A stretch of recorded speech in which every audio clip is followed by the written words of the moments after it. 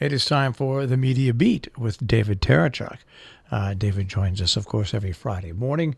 On top of this, he has his own website, themediabeat.us. He's also a PBS television correspondent reporting on ethics and belief. And we say good morning to David. Good morning, David. Good morning there, David. Well, good morning to you. You're faint, but you're here with me. We tried Skype, and we got the message, call someplace else. It was really weird. What does Skype know about me that you don't, that I don't? I have no idea, but it's par for the course this week, anyways, with what's been going on. Is it really? You're having a hard technological time? Well, Skype updated and Windows updated at the same time, and when one updates, it's bad enough, but when you get two together, it spells computer disaster. I can imagine. Well, so how is the state I used to live in for 9 months? It's still as beautiful as ever. Last night I saw a particularly beautiful part of it, Mount Desert Island. It's an oddly concentrated piece of high land, but in a tiny concentrated area. It literally is an island, although it's easy to get to now with a causeway. A delightful part of Maine, and right by the sea, if it's an island. And guess what? I ate lobster. First time on my trip here. So how long have you been there before the lobster? I managed to be here 10 days before I ate lobster. I think you really dereliction of duty, right? Either that or extra points, depending. All right, now speaking of extra points, what I really want to talk about is silence. Well, what does David want to talk about? It's the media beat. I dare say that David wouldn't mind talking about silence and independence, which are two things vastly lacking in our... Silence and independence. Not violence. Silence. Oh, violence. Silence. Oh, yeah. Silence. Oh, I didn't say violence either. I also said silence. Oh, okay, yes. Sorry. Our two silences are making violence. And just the benefit of...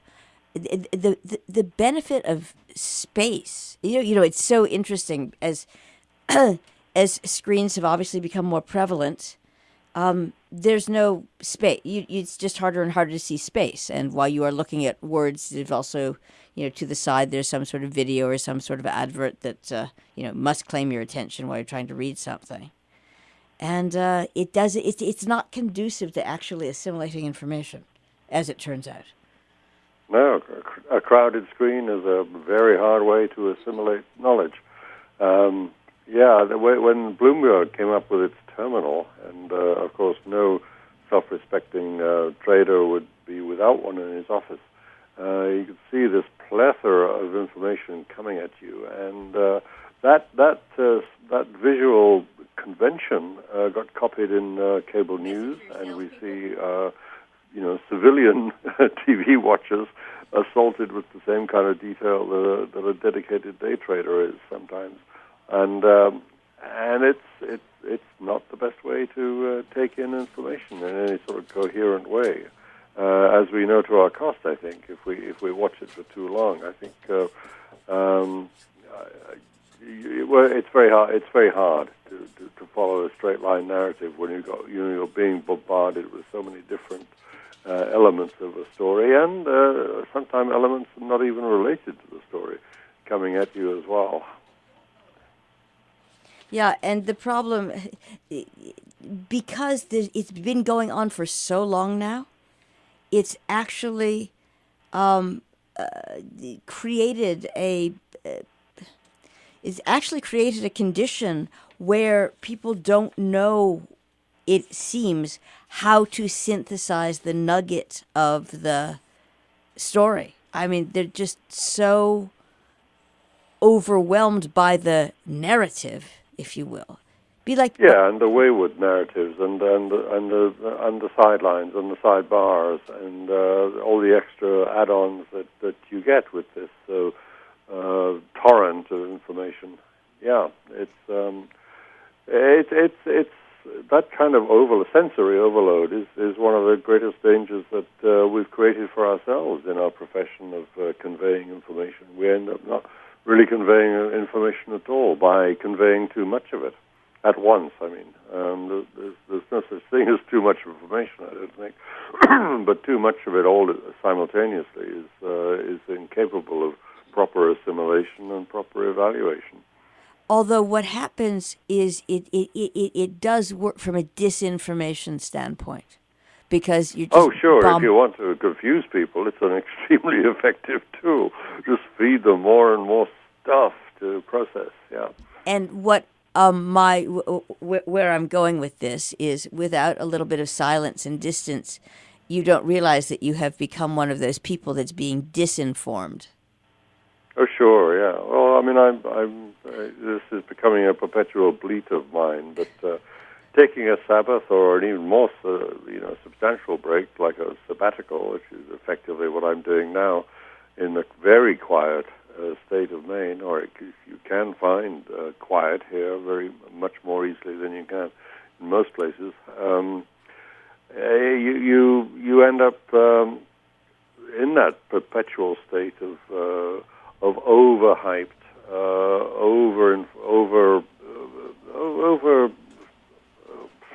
just over everything. Over everything. I was over it. I was absolutely over it, and I needed a break, and I'm taking one. But it's a good idea to take one every week, I think. Just a day or maybe 2 days, so you just don't take in the digital offerings coming at you pell-mell. And what that ends up creating is it does, and this is, it's counterintuitive, again, to a bunch of people who haven't had the experience, but having that that break or that silence allows the stuff that will be coming in inevitably to find different places and different channels and perhaps connect to things. Sure, it gives you a little perspective. It gives you a chance, just a chance to breathe, maybe, and just let the neurons settle down for a bit, and then you begin to realize within the delivery of information how important silence is, and maybe a little bit of stillness instead of motion in the visual dimensions as well.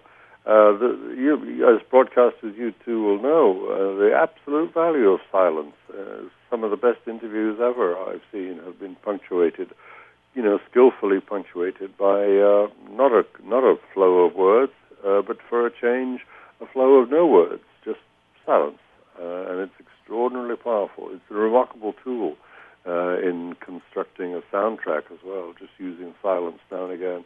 As in visuals, if you could fade to black a little more often and just take a pause, you might be surprised how much effectiveness you generate with that simple technique. You don't have to bombard people continuously without respite. Right, and one of the other things that screens have done to, let's just say, non-professionals, there's a great, because it looks so easy, people try things and they don't know about the benefit of leaving some spaces in design. This is now visual, which makes it that much more workable. I mean, there's obviously some very talented people out there, but one of the things that all screens all the time have created are bunches of signs that really probably looked great when they were designed and perfectly big, but they're either crammed with information that you couldn't possibly assimilate from a visual standpoint, or they're just way too teeny to even read. And we were talking, I don't know, hopefully along the way, Marshall and I were talking the other day about Burma Shave, about those signs, Do you know what I'm talking about? Okay. And you would start, but the signs themselves, as you went for X number of miles to get to Burma Shave, or what seemed like miles to a kid, and for anyone who doesn't know what I'm talking about, look it up. The signs were big enough you could actually read it from a moving vehicle. And I just wonder how, for people who are still to this day driving, looking at something that is the size, not looking out the windscreen, but looking down, how how you could possibly look out the window and read something the way that in a lot of cases it's presented, and it just makes me yeah. There's many ways in which the word distraction is appropriate. Journalism so often now delivered in the home or whether you're out and about. The out-of-home medium, as marketeers talk about it as being, you've got every single form of distraction. And, of course, it drives you to distraction. Hamlet, when he was mad, was described as being distracted. And that's the measure of so much of our information purveying now. It's so jumbled that it doesn't attract. Well, it attracts you and then it distracts you from whatever main point you might have been trying to get out of the information coming your way. So if you're not, so if you are, you've heard of the greatest generation? No, if you are part of the distracted generation. This is a generation of distraction for sure. And you know who? It really, that's not pejorative. It's just you know because you you take surveys. You wonder why you're stressed. You wonder why you're just jittery. You wonder why life is over-caffeinated, so to speak, just constantly. Yeah. You wonder why you can't sleep. Sometimes the answer is just to narrow things down. Absolutely narrow things down. Declutter the mind and maybe declutter your desktop, declutter your screen, and maybe just concentrate on one thing. You know, it's not a bad thing to do nothing. You know, concentrate on not one thing, not a single thing, nothing. It's sometimes very good just to concentrate on a microcosm instead of trying to take in the entire barrage of information coming at you. And how do you recommend, because what is happening that's pretty alarming in this barrage of information is the focus obviously is not particularly local. So you've got a situation where the interest is national, but because it's so filtered, you know, it's just coming out of your little dimensional screen.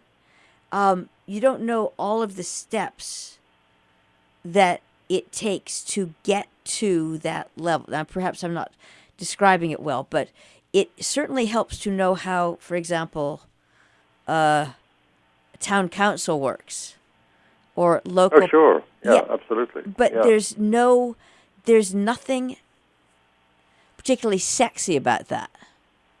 Everybody's being fed a diet of, hey, this is what's happening. I mean, it's a vast generalization, but for the most part, the distracted generation is being fed a vast diet of, hey, this is what's happening, but they don't have that much of a sense of what goes into it on a, I'm going to use the word local, a more local level, and that's about as apparent in the journalism business as it gets.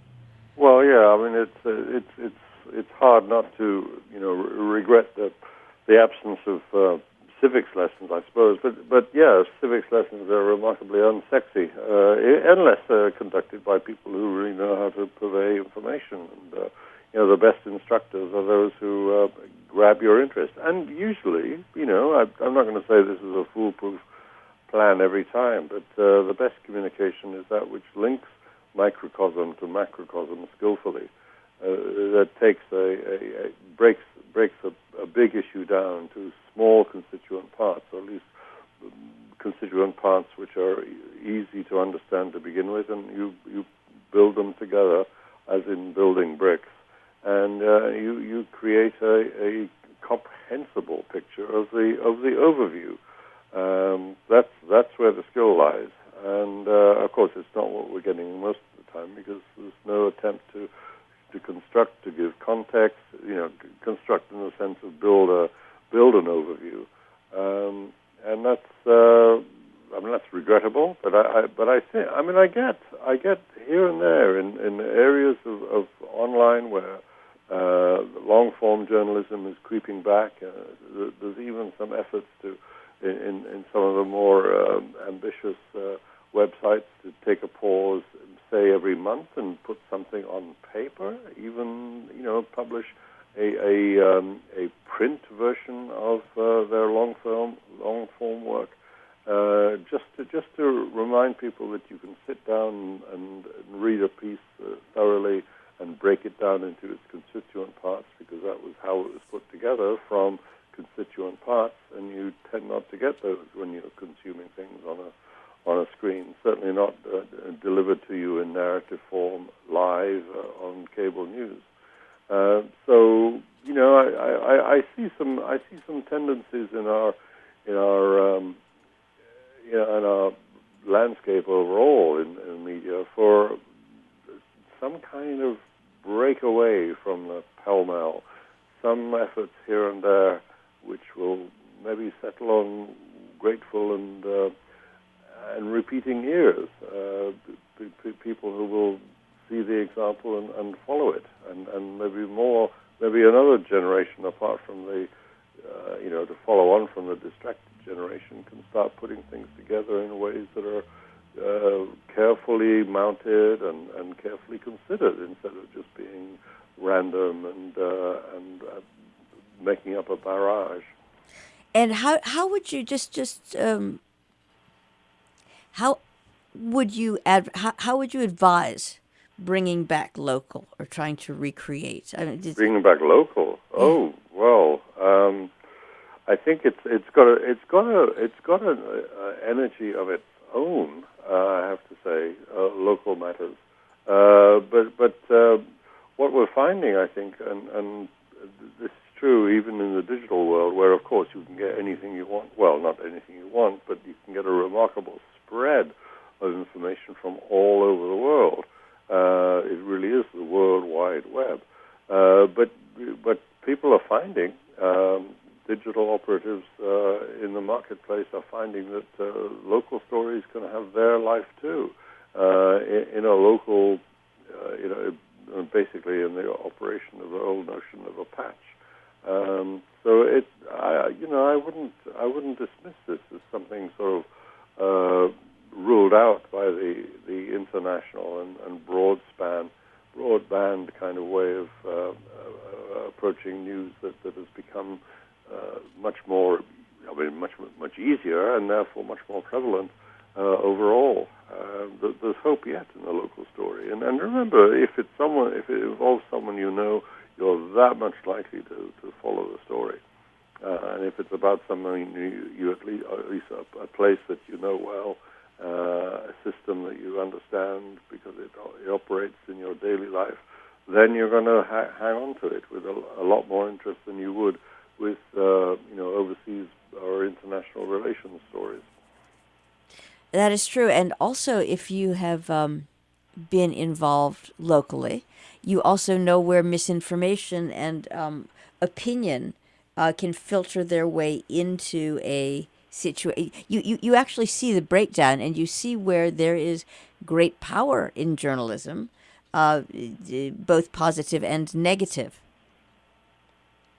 Because Sure. if you know the people involved, you have a better sense of, because this is always forgotten as you move up and widen out, that you're still talking, the people that are being talked about, there are a whole bunch of other people around them who know exactly what's going on that you're not hearing about. Yeah. It's always focused on like one person, and you forget. And very, very big stories often have very, very local angles too. I mean, everyone comes from somewhere. That's one of the fundamental points of journalism that shouldn't be forgotten. There's a story I do want to talk about this week that it's been playing very strongly in Houston, Texas, because that's where the individual concerned originates. His family comes from Houston. And that's a story I don't want to go missing this week. It's now 6 years since a man called Austin Tice was abducted in Syria. He was a young freelance journalist, and his parents from Houston have been campaigning all these 6 years for his release, trying to pressurize the United States government, the Syrian government, if you can get it to do anything in the course of a war. And it's likely that he is being held by government supporting militiamen, though we can't know that for sure. And of course, by going for publicity, his parents are hoping to get the support of all interested and connected parties who might be able to help.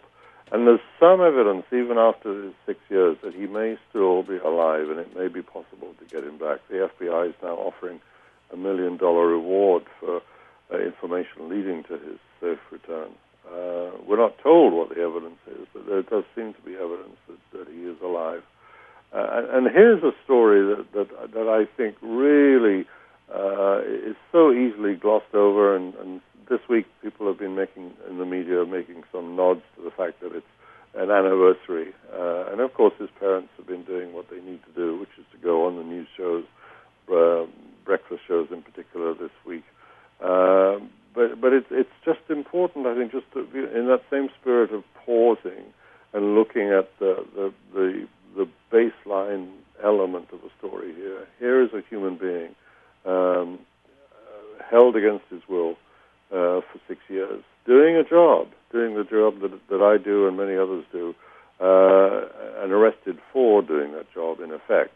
And he's a young man. I feel some fellow feeling with him. 2 years into his college course at Georgetown Law School, he just could not resist the pull of journalism. That was the case for me, too. The difference between me and Austin Tice is that Austin Tice was already well aware of the risks he was taking. He'd already served as a Marine in Iraq and Afghanistan before going to Georgetown Law School.